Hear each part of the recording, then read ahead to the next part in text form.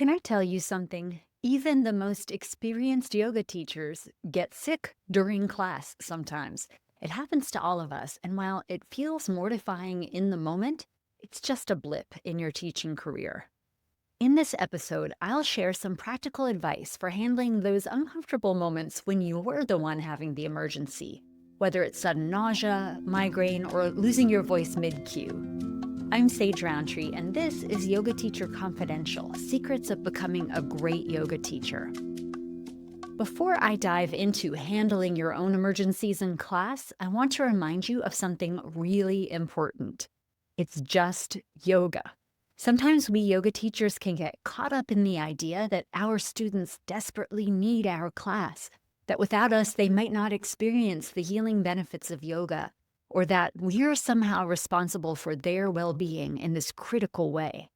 But the reality, while yoga is definitely beneficial, no one's life is hanging in the balance if you need to cut a class short because you're suddenly ill. Your students will survive if they don't get their full 75 minutes of yoga on a particular Tuesday. They can always catch the next class or roll out their mat at home. So take a deep breath and let's talk about what to do when the emergency in class is yours.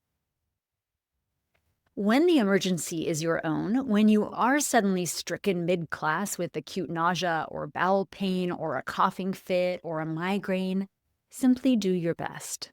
You know that tickle in your throat that completely locks down your voice? The one where all you can do is swallow over and over? I've had that happen several times over the years, and always in the middle of class. I've had ocular migraines where my vision is overcome with shimmering light that's kind of pretty, but makes it tough to balance. I've had the sudden onset of heat that convinced me I was coming down with the flu right then, and it turned out to be a hot flash, more than once. I have a colleague who once put her students into a pose, ran from the room with morning sickness, then returned to continue on the second side.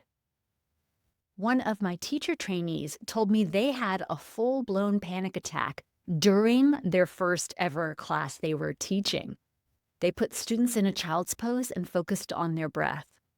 And the clincher, the students didn't even notice. This trainee asked one of the students, a friend of theirs, how bad it was, and the student didn't even know what they meant. Let's talk about what you can actually do when you find yourself in one of these uncomfortable situations. Here are some practical steps you can take. Number one, assess the situation. First, quickly assess how serious your situation is. Is this something you can power through, like a minor coughing fit? Or is this an urgent situation where you need to excuse yourself immediately and run for the bathroom? Trust your judgment. Number two, deputize if possible. If there's an experienced teacher or student in the room who knows the regular flow of your class, deputize them to hold the space while you care for yourself. You might say something like, "I'm not feeling well, I need a moment. Sarah, would you mind guiding the class through child's pose while I step out?" If you don't know who might be qualified to help, you could simply ask, "Is there anyone here who has experience teaching yoga who could help guide the class for a moment?" Number three, keep it simple. If you need to continue teaching but you aren't feeling 100%, simplify your plan. Move to seated or reclined poses where you can also be seated. Cut sequences that require a lot of demonstration or complicated cueing. Perhaps guide students into a restorative pose or meditation that requires only minimal instruction from you. Number four, be transparent up to a point. You don't need to share graphic details, but a simple, "I'm feeling a bit unwell, so we're going to modify our practice today. Feel free to make your own choices as we go." That's perfectly appropriate. Students appreciate authenticity, and it models the self-care that we often preach in yoga. And number five, know when to end class. It is okay for you to cancel class or end early if you're suddenly unwell, especially if you realize you're coming down with something that might be contagious. No matter how much your students appreciate how they feel after taking your class, none of them are in such dire need of yoga that they couldn't join the next class or next week's class. Remember, it's better to end class early than to push yourself to a breaking point or to potentially spread illness to your students. It's smart to pull in management. If there's a staffed front desk where you're teaching, alert them to what's up.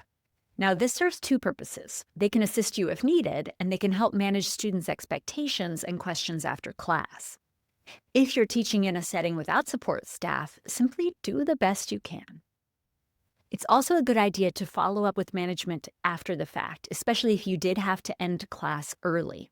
A quick email explaining what happened shows professionalism and helps them address any student concerns.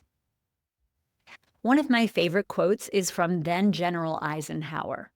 "When going into battle, plans are useless, but planning is indispensable."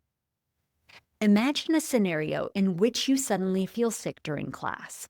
How will you handle this? Write it out as one or more if-then statements. You may never need to use these plans, but if you do, having run them through in your imagination will be really useful. For example, if I feel nauseated, then I'll guide students into child's pose and excuse myself briefly. If I lose my voice, then I'll demonstrate more and speak less or use hand signals. If I develop a migraine, then I'll dim the lights if possible and simplify the remainder of class. There's a gift in these uncomfortable moments. They remind students that you are human too. In a world where yoga teachers are sometimes put on pedestals, showing vulnerability can actually strengthen your connection with students. Here's another quote, this one from Julia Child, who gives inspiration to my mentorship membership, Mastering the Art of Yoga Sequencing, which takes some cues from her Mastering the Art of French Cooking. Julia said, "The cook must simply grin and bear it."